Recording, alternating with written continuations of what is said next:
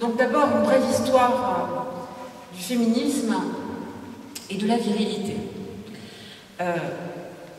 La femme donc devient un sujet autonome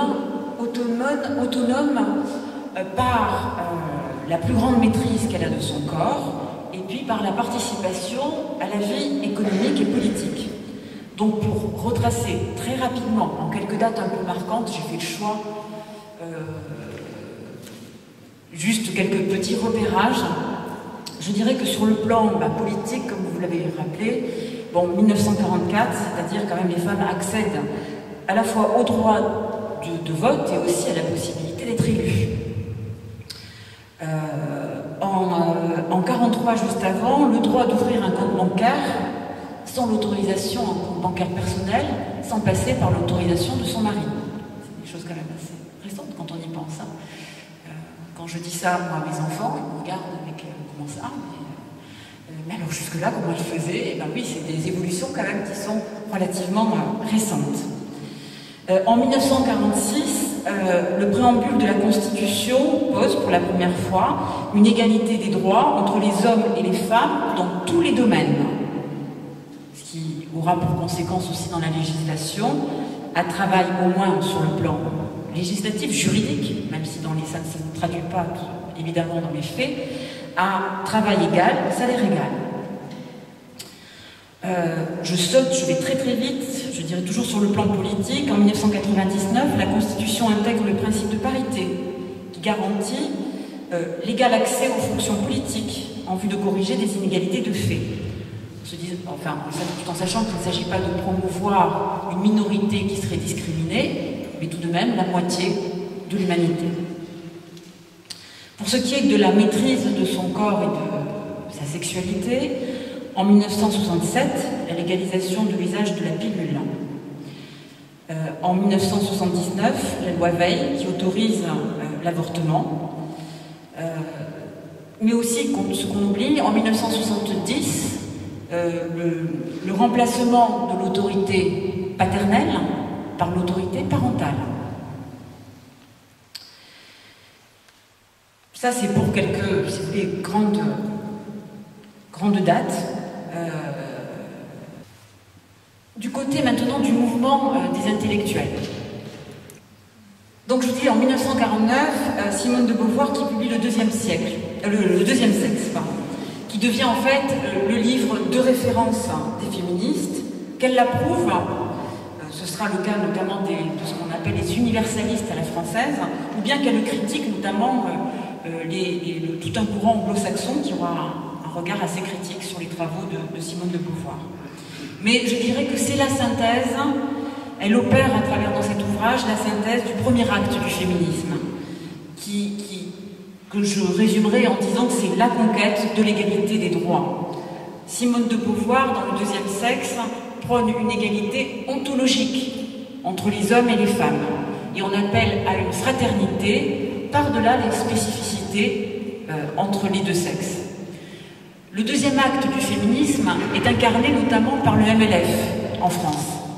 Elle conteste cet universalisme comme étant finalement un universalisme masculin.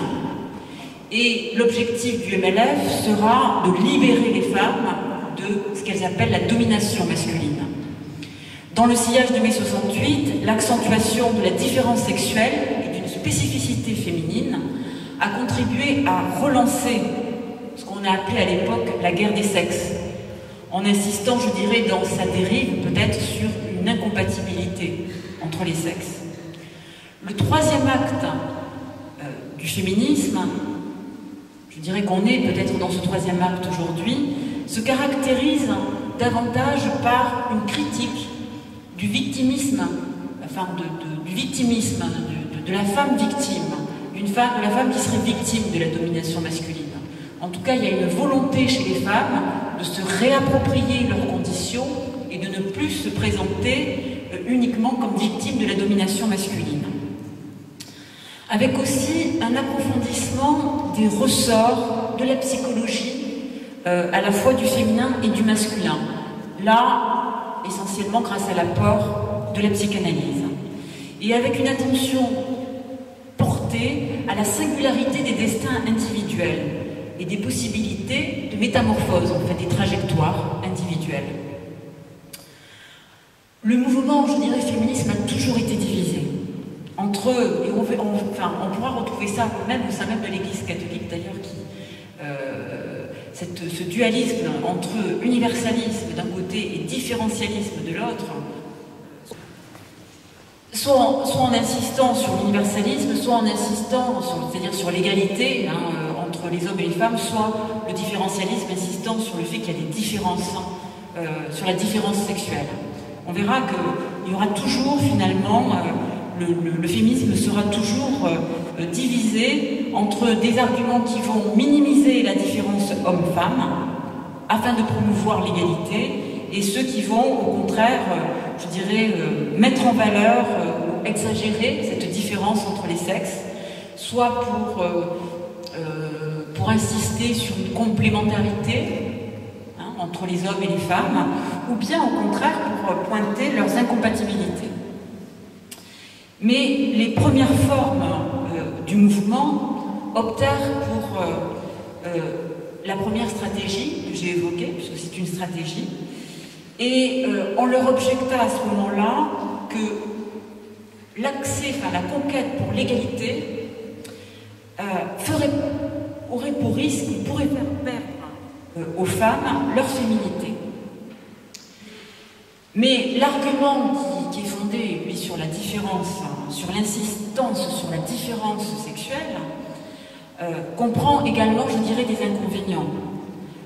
L'inconvénient principal que je vois, c'est celui d'enfermer les femmes, les hommes et les femmes d'ailleurs aussi, dans des stéréotypes. Les hommes se définissant par l'occupation de l'espace public, par le jeu social, davantage par le dévouement à des principes abstraits, par un comportement guerrier, par un exercice du pouvoir et de l'autorité. Et les femmes, étant davantage vouées à un espace privé et ayant des aptitudes relationnelles qui les porteraient aux soins et au service des autres. Donc je crois que ce sont ces stéréotypes de genre aujourd'hui qui sont en question et qui méritent d'être réinterrogés. Dans cette évolution du féminisme, on peut observer peut-être deux traits marquants, peut-être aujourd'hui, un certain désenchantement des femmes, notamment face aux promesses du féminisme, soit parce que cette conquête de l'égalité ne se traduit pas encore réellement dans les faits, ou bien parce que finalement le fait de cette émancipation a été pour beaucoup, en tout cas pour un certain nombre d'entre elles, le fait de mener ce qu'on a appelé la double journée, c'est-à-dire à la fois aux charges domestiques, se rajouter finalement le stress de mener une carrière et une vie professionnelle. Et enfin, l'autre interrogation est venue cette fois-ci des hommes, peut-être craignant de perdre leurs privilèges, ou craignant que les valeurs masculines soient remises en question. Pour ce qui est du travail des femmes, je dirais que finalement c'est pas une nouveauté quand même de ces 50 dernières années. Que les femmes travaillaient auparavant également.